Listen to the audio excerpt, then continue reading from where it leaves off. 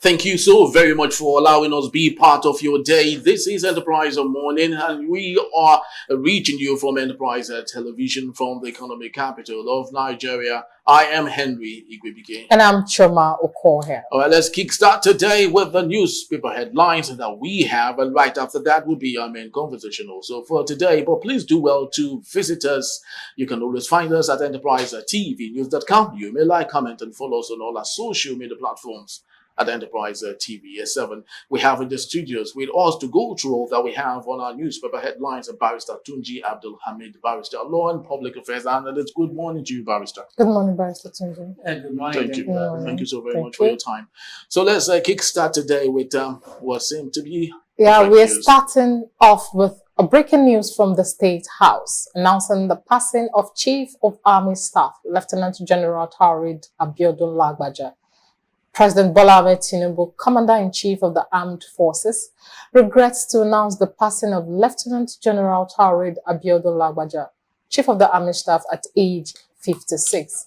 He passed away on Tuesday night in Lagos after a period of illness. That is what we'll be starting with. Barrister Tunji, let me bring it in this way. It was rumored, according to the government, that the late Chief of Army Staff, now Lagbaja, was not dead before. They said he just took a leave. All of a sudden, they are coming to announce his passing. Can we say our government is actually truthful and standing up to take responsibility and attend to Nigerians and tell them the truth, no matter how bitter it is? Or they're just trying to package some lies and tell us when it's due and when they feel it's okay to now bring it out to the public? And why do you think they actually delay to own up to this and let Nigerians know? Chuma, let me first of all start by expressing my condolences to the entire nation and to the family of late Chief of Army Staff, Lagbaja. It's sad that it's gone. That's life for you. And that's a prime age, as far as I'm concerned, 56. It's sad that it has gone. But I will not agree with you that it was today or they tried to, or what you say again. I do not agree with you who said that. Look, somebody could be sick. This that they delay in the announcing maybe at the time when people were making that report, he wasn't dead, he was sick. So if you are on a sick bed and then you are not dead, nobody can pronounce you dead. So maybe now that he's dead, it's not time to confirm it since he's dead now. Maybe at that time when those rumors were coming up, he was alive, maybe sick, and they said he was sick. And he was undergoing. But who want to pronounce the Chief of Army Staff dead when he's alive? No, we have seen so many times in Nigeria. Even the president, former president, but some people still believe that he wasn't the one that is already dead. That is another person. So I will not say the president or the government they delay or try to cover up anything. Probably at the time when those rumors were on, he was actually not dead and he was sick. And then when it becomes open that is dead, you have to announce it. You remember the same rumor we had it during when the former late governor of those states, there was serious rumor before his death, and then when it becomes the right time when he died, they announced it. So probably it was announced when it becomes clear that he's dead. When it becomes clear that he's dead. But I think government is about owning up to the people that they serve, because sometimes we tend to, make it look like our own sort of governance and democracy is different from what is obtainable in other parts of the world. In the UK, for example, King Charles has prostate cancer, and as at the time he was diagnosed that he had cancer, the UK people, the citizens, were told that this is the issue that he has, so they can better sympathize with him, empathize with him, pray for him, and so on. But to us, everything seems to be politics. That's not a matter of law. That's a matter of culture.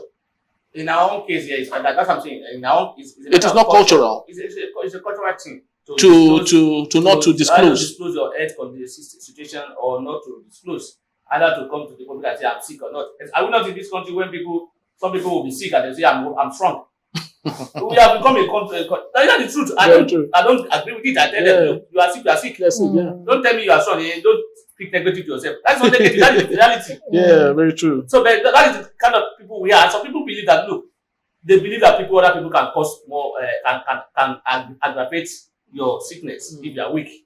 Then they can during the time of the weakness or sickness, that's when they can now fire more ammunition against you. So that belief, and that's why I say it's cultural thing. That is a belief. It's not about, and there's no, unfortunately, there's no law that says as a public officer, once you are sick, you must come out publicly and then announce to everyone that you are sick. There's nowhere in our law. So, and that's why I say it's a cultural thing and a moral thing. So I will not say government has or form the habit of covering up. We are adopting our cultural system. We are it will now be an individual thing. If I want to declare my health status, if I want to show me my hospital, that I'm in the hospital, show you my picture, it's my choice. There's nobody that. So I will not blame government for not doing that. The government must exercise caution. You can't just rush to the media and start announcing somebody's death when they have not confirmed the death. So I will not blame the government, and I will not say the government has delayed in announcing the death of Lagbaja. They announced it at the right time, at the time when they believe he's dead. So I don't know. Those things we have been hearing is rumor. They are rumor. They are just mere suspicions, as far as I'm concerned. Until when it's announced by the family or by the government, that's when it becomes a reality. As far as I'm concerned, you cannot conclude and say they cover up. But don't you think he was sick? They told us at the point that he was sick. Yeah. And they are taking the treatment. But don't you think the timing is actually off? President Tinubu just decorated the new COAS, Oloyede, and we're just having him decorated a new person, and they just announced the death of the last person. Don't you think the timing is coincidence? And then they know what they don't know. Okay. They know what they don't know. So okay. And again, you see the new acting chief of administrator as people who are above him. Yes, certainly. In the military, it is not going to be proper for a junior to be directing his senior. So probably they want to bring him at par with the people above him so that he will be able to act properly, to give order. So unfortunately, as God will have it for him. Sorry. Fortunately and unfortunately, because this life, there are two things. Somebody will be celebrating now that will become some people will be grieving that we lost somebody. So may the soul of our former chief of administration, Taoreed Lagbaja.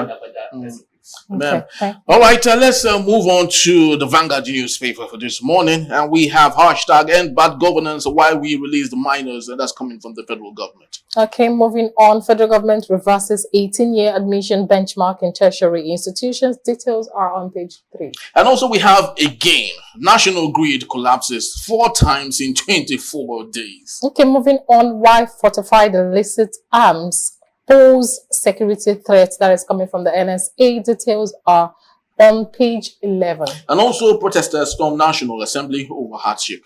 Okay, moving on. While telecoms infrastructure must be protected, NCC, NJI give details on that particular story. All right, but let's take a look at this particular one at the top strip of the same newspaper. The regulation not licensed to blend of spec products, and that's coming from Dangote as they tell Pinnacle Oil. Barrister, yesterday we talked about the issue Dangote has with Pinnacle Oil, which they, of course, stated that a foreign company is coming to compete with them illegally.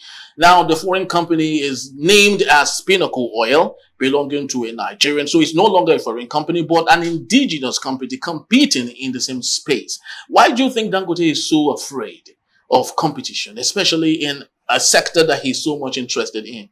It's probably because it's used to being a business, a monopolist, to enjoy that a monopoly system whereby he controls everything. So when you are used to that, you will be afraid of any other competition. You are not used to it. So he wants to protect himself. He wants to go back to where he's comfortable. So he's not comfortable in competing with other people. And I won't blame him. I will blame the environment. I will blame our system. Our system is a system that will give one man the opportunity to dominate everything. A system that will allow individuals to be bigger than the country. It's not helping our case. So I think it's just a fear of not being, when you are not used to an environment, you will not be comfortable in that environment. So he's not used to that environment. He wants to be where he can be comfortable, and that's why he's making a lot of slight noise. Is this now not about, okay, now you're saying the aspect of competition. What about the fact that Pinnacle would actually have a toll on its pricing and maybe reveal a lot about the Dangote refinery and the rate the price at which fuel is being sold and being disbursed. That's an advantage of having competition. You know what I mean? There will be different prices. You can give whatever you want to give. You want to give a big man price. You know, just like we have, there are some soft drink that I can buy just at the corner here for 500 naira or 200 naira. It used to be 100 naira. I mean, I'm told it's now 500 naira. So that you can buy at the corner here for 500 naira. If you go to some places, a big man place, you can buy it for 5,000, 3,000. Very true. So that's if we want a fare that's for the big men, because we say we have been told some are substandard. Those who are looking for standard fare can go somewhere. Some who are looking for substandard can go somewhere. So and the price will be different. So it's about pricing, and that is the advantage of having a competition. And that's what people have seen. It's not good to have an individual man controlling a particular economy or a particular business. So and that's why we are saying, look, NNPC, why not bring up your own refinery so that you can compete favorably with Dangote? So imagine we have four refinery functioning very well to the maximum. Do you think Dangote will not be afraid? He will want to strike and say, look, let me adjust this price very well. Except those refinery by the government who are also on the high side. That's when it will be comfortable. But if they are not, if they are trying to say, look, we are for Nigeria, we must do things that will give Nigerian succor, then Dangote will be afraid. So for me, he's afraid because he's seeing that, look, my monopoly will soon be taken away. Thank you, Barrister. All right. Let's look into the Punch newspaper. Yeah, and the big story here on the Punch newspaper: nationwide blackout as grid suffers 10th collapse in 2024, and generation drops to 0 megawatts. 22 gencos affected nationwide. Partial power in Southwest. All right, so let's look at that's no longer. It's no longer news, right? It's no longer news. Not even breaking news any longer. Okay. It's not normal. We have a normal system whereby we should be expecting a collapse of the grid anytime any soon. Should it be normal?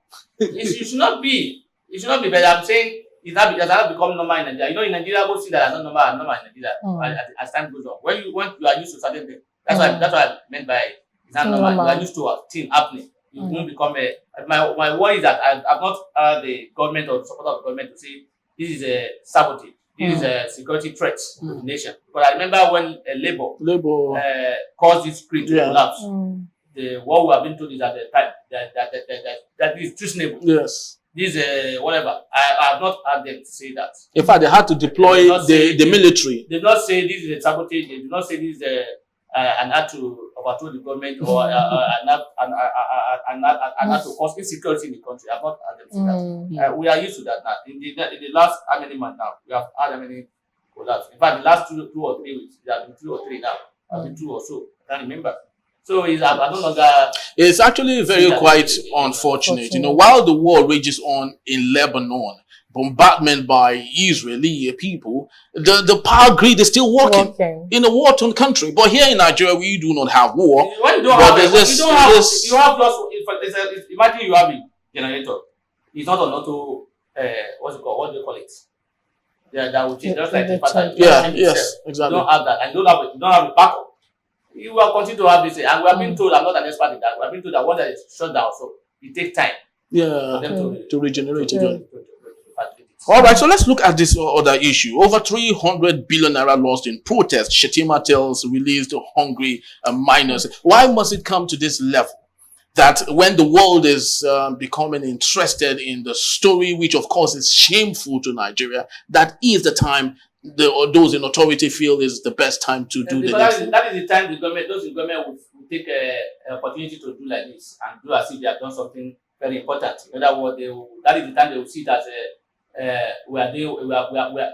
Some people will even say by this act, they will say the president is listening president. Listen to the voice of the people. So they might add this to a job for 90 days. That is not aware that certain people are being suddenly when there are a lot of noise everywhere. When people are complaining, the IDP, the Attorney General of the Federation that says he was not aware. You see, can you not see yesterday that the governors of the states where these people, children came from, they were doing as if they are hero.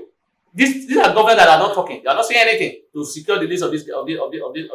We do not see them join the call that these people. But now that they want to be released, they were doing as if they were the one that made such a release happen. So that is the kind of thing they want to play politics with it.